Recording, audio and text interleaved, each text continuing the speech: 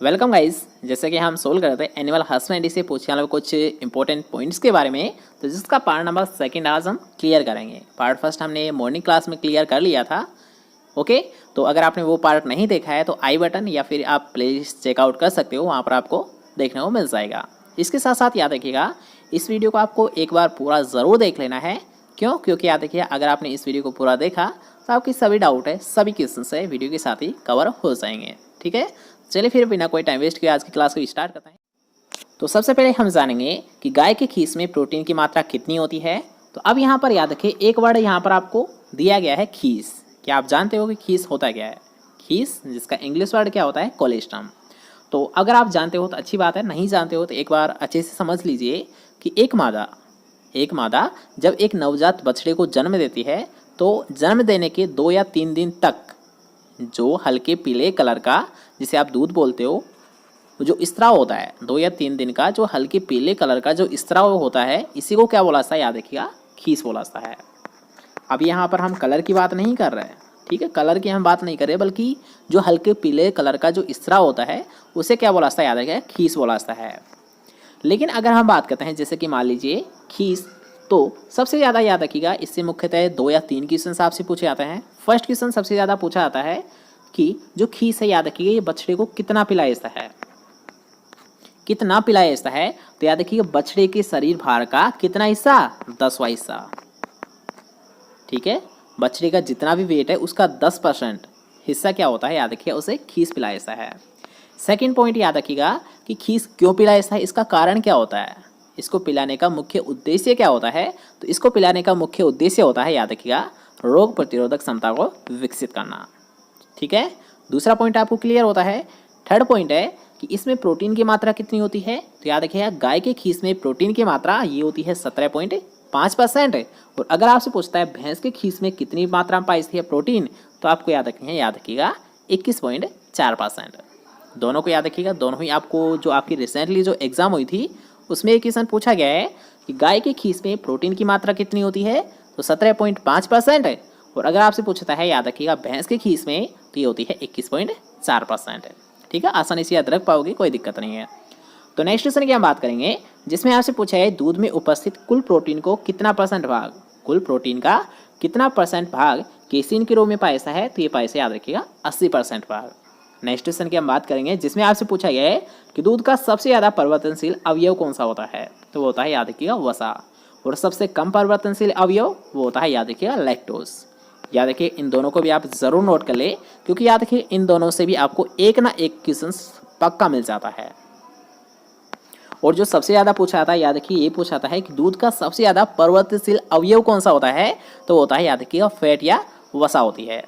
अब याद रखिएगा, इसका अंदाज़ा तो आप ऐसे ही लगा सकते हो कि मान लीजिए जब आप डेयरी पे जाते हो, यहाँ पर कुछ स्टूडेंट ऐसे भी होते होंगे जो कि डेयरी पे जाते होंगे, तो आपको ये पता चल जाता होगा कि डेयरी, याद रखिएगा, जब डेयरी पे आप जाते हो दूध बेचने, तो क्या होता है, उसका मूल्य निर्धारण किया जाता है वसा के आधार पर। ठीक है, दूध का जो मूल्य दिया जाता है डेयरी पर, ये दिया जाता है उसमें कितनी % फैट है उसके अकॉर्डिंग। तो अब याद रखिएगा, आपका डेली का सेम नहीं रहता होगा, आपने नोटिस किया होगा, याद रखिएगा, कि जो फैट है ये डेली की सेम नहीं रहती, कभी कुछ कम होगी तो कभी कुछ ज़्यादा होगी। इससे आप इसका अंदाज़ा ज़रूर लगा सकते हो कि याद रखिएगा, जो फैट कंटेंट है ये सबसे ज़्यादा परिवर्तनशील है, कभी ये कम भी आ सकती है, कभी ये ज़्यादा भी आ सकती है। ठीक है, इसका घटता बढ़ता जो वैल्यू है ये होता रहता है। ठीक है, आसानी से अंदाज़ा आप लगा सकते हो। नेक्स्ट क्वेश्चन की हम बात करेंगे, जिसमें आपसे पूछा है दूध की किस प्रोटीन का पाचन नहीं होता है। तो याद रखिए, ऐसी कौन सी प्रोटीन है जिसका पाचन नहीं होता है। तो होती है इलास्टिन होती है। नेक्स्ट क्वेश्चन की हम बात करेंगे कि बकरी की वह नस्ल जो अलवर के राठ क्षेत्र में दूध के लिए पाली जाती है, तो कौन सी होती है? याद रखिएगा, जखराना होती है। कौन सी होती है? याद रखिए कि बकरी की वह नस्ल जो अलवर के राठ क्षेत्र में पाई जाती है, ये पाई जाती है, याद रखिएगा, जखराना। नेक्स्ट क्वेश्चन की हम बात करेंगे, जिसमें आपसे पूछा गया है कि भेड़ की नाली, याद रखिएगा, भेड़ की नाली नस्ल राज्य के किस जिले में पाई जाती है। तो याद रखिएगा, जो नाली नस्ल है ये पाई जाती है हनुमानगढ़ क्षेत्र में। भेड़ की जो नाली नस्ल है ये कहाँ पर पाई जाती है? हनुमानगढ़ में पाई जाती है। याद रखिए, ये भी क्वेश्चन आपको एग्जाम में देखने को मिल चुका है, इसलिए आपको इसका भी ज़रूर याद रखना है।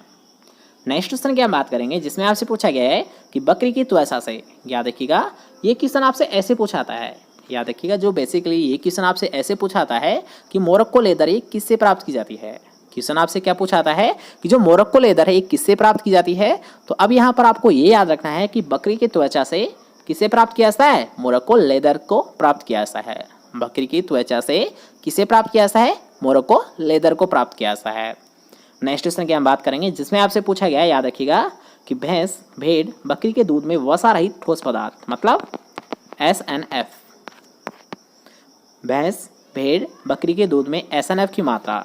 अब SNF होता क्या है, याद रखिए इसकी फुल फॉर्म आपको याद रखनी है, सॉलिड नोट फैट। एक बार आप देख ले कि SNF की फुल फॉर्म क्या होती है, याद रखिएगा सॉलिड नोट फैट। इसकी फुल फॉर्म होती है, ये भी आपसे एग्जाम में पूछी जा चुकी है, इसलिए आप इसका भी ज़रूर याद रखें कि SNF मतलब सॉलिड नोट फैट। और भैंस, भेड़, बकरी के दूध में SNF की मात्रा कितनी होती है, 9%। ठीक है।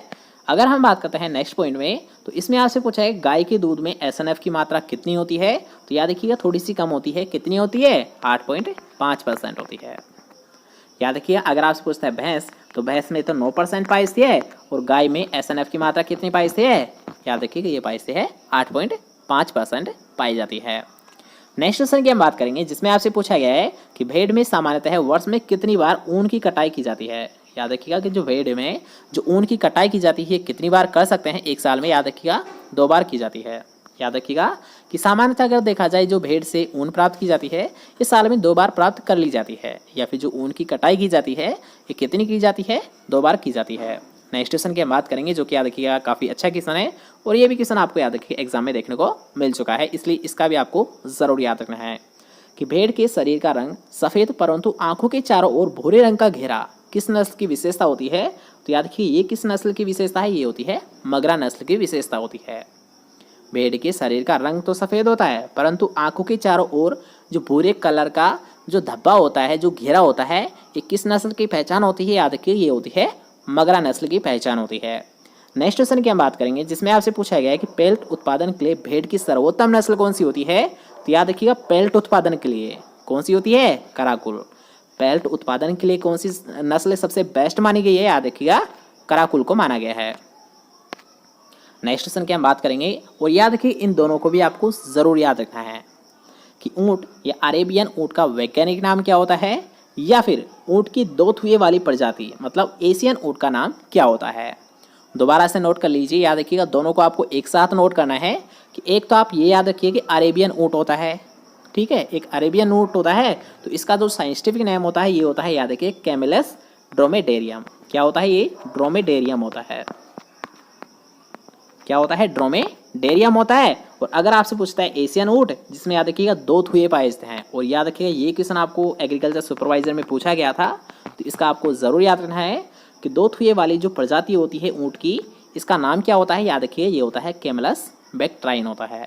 क्या होता है, 2 थुए वाली एशियन ऊँट का नाम ये होता है कैमलस बैक्ट्राइन होता है।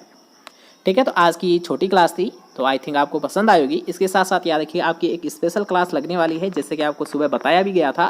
तो ये हमारे सेकंड चैनल एग्री बाय दीपक सर पर लगेगी, तो सभी को प्रेजेंट हो जाना है 9 बजे हमारे सेकंड चैनल पर। अगर जिसने सब्सक्राइब नहीं किया है तो लिंक मैं आपको नीचे दे रहा हूँ, मतलब डिस्क्रिप्शन में दे रहा हूँ, वहाँ से जाइए, चैनल को सब्सक्राइब कीजिए और 9 बजे आपको सभी को प्रेजेंट हो जाना है। आपकी एक स्पेशल क्लास होने वाली है एग्रोनॉमी की, ठीक है, एग्रोनॉमी की स्पेशल क्लास लगेगी, इसलिए आपको सभी को प्रेजेंट हो जाना है 9 बजे।